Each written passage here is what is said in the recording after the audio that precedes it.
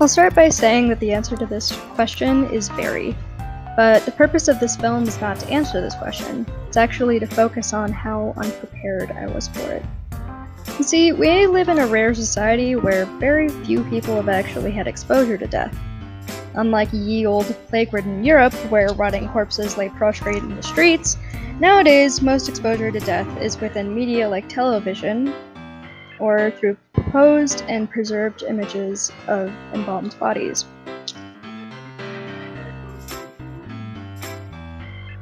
Death has been an increasingly taboo subject, primarily stemming from the 19th century when it became taboo to the point that grave robbing for science became necessary for anthropologists and medical schools.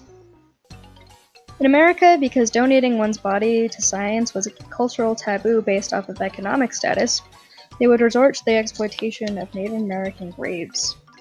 In America, these taboos transformed during the Civil War to the normalization of embalming.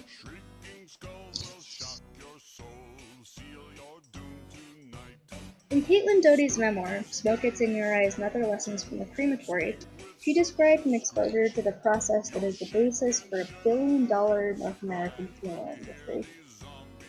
Is Bruce, do you need embalming?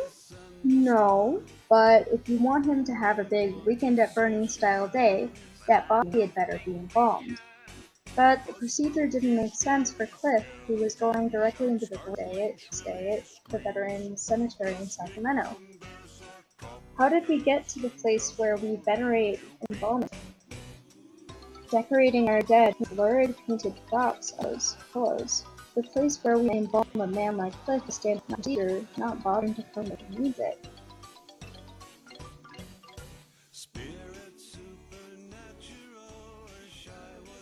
Throughout Western society, the idealism of the quote-unquote eternal corpse has transformed death into two distinct images, that of the freshly dead corpse and the skeleton. In Elizabeth Bronfen's Over Her Dead Body, Death, Femininity, and the Aesthetic, she analyzes the 1869 painting Der Anatom by Gabriel von Betz. She states, "The moment von Max has chosen to arrest in his painting is one where beauty is defined in its contrast to destruction. On the one hand, the soul is departed from the woman's body, but her beauty has not yet begun to disappear as it will in the natural process of decomposition." I took notice of this painting because, although its main focus is the freshly dead corpse, though it contains the ultimate finality of death in the form of the skeleton. This reminded me of one of my favorite art motifs, that of the Deathly Maiden, perfectly exemplified in P.J. Lynch's painting of the same name. These artistic portrayals of death have continued into modern media. I feel that they are perfectly illustrated in crime-focused dramas, specifically in the television shows Bones and CSI. While Bones focuses primarily on the portrayal of death through skeletons, CSI focuses on the freshly dead bodies, more specifically, living people painted to look dead. The basis for my misunderstanding of the in-between stages of death stems from most of my exposure to death in the media. But my work in UNM's Museum of Southwestern Biology really opened my eyes to the reality of decomposition. So what is the process?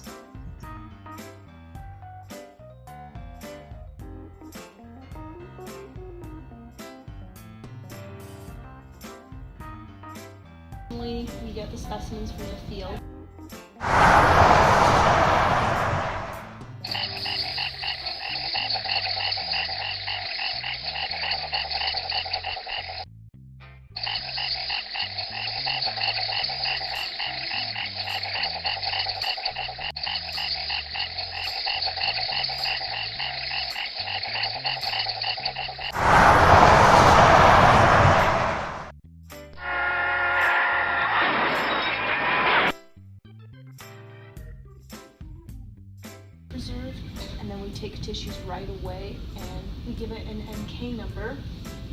so we can keep track of it in the database later.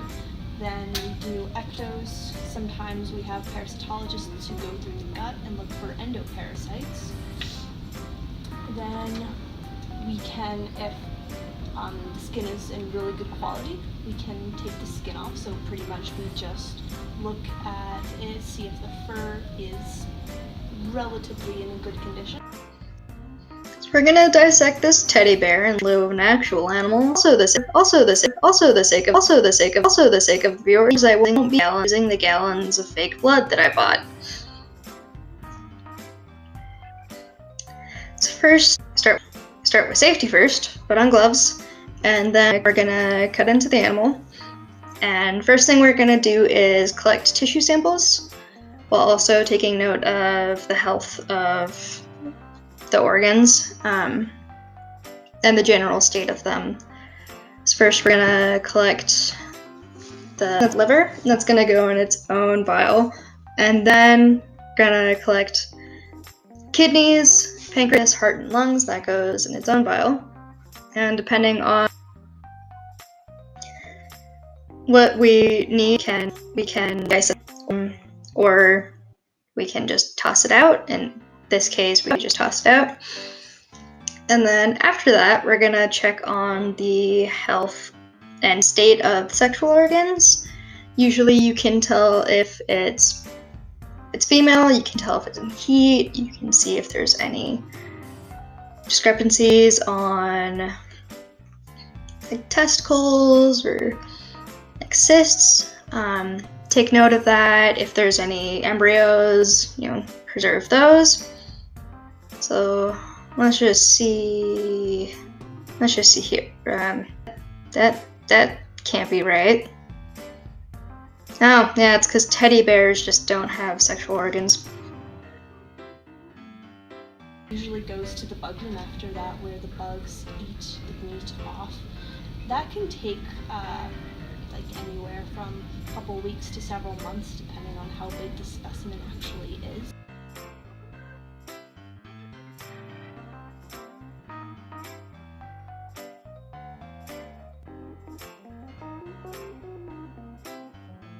The bones are cleaned, pretty much like what I'm doing right now. We soak it in water using tools, sink, faucet, pretty much just cleaning them, trying to get hair and skin off, because those are the part that bugs do not enjoy eating the hair. Once they're dry, you have to box them up. Well, if they're small, they can go into vials.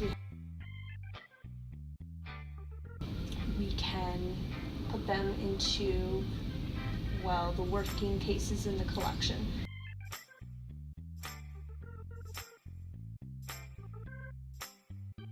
Pretty much after that point, you need to label the bones.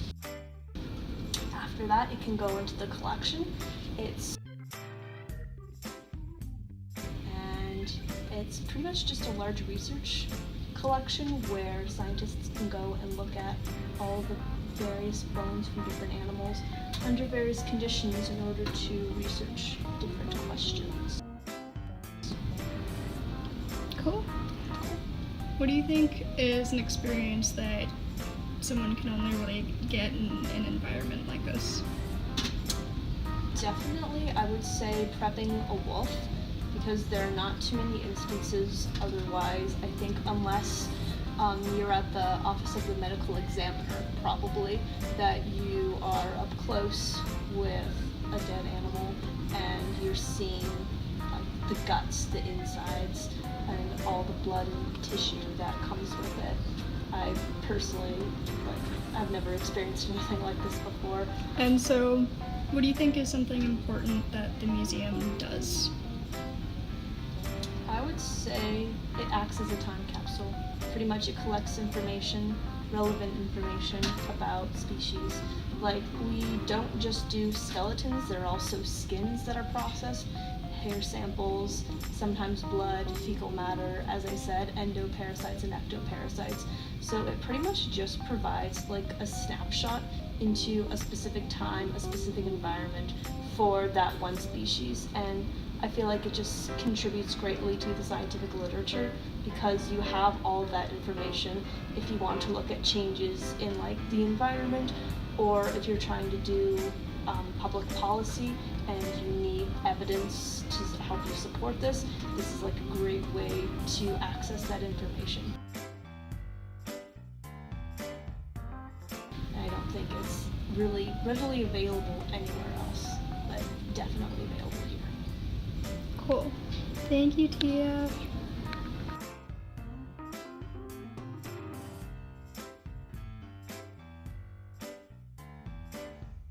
I never really realized just how comfortable I would become with being around death, but by working in this facility, I've learned a lot and have become pretty comfortable with it very quickly, especially with the help of my coworkers. And I think that other people should definitely have, if not this exact experience, but have opportunities to really learn about the things that make them uncomfortable, because once you do, it's less scary. Thanks.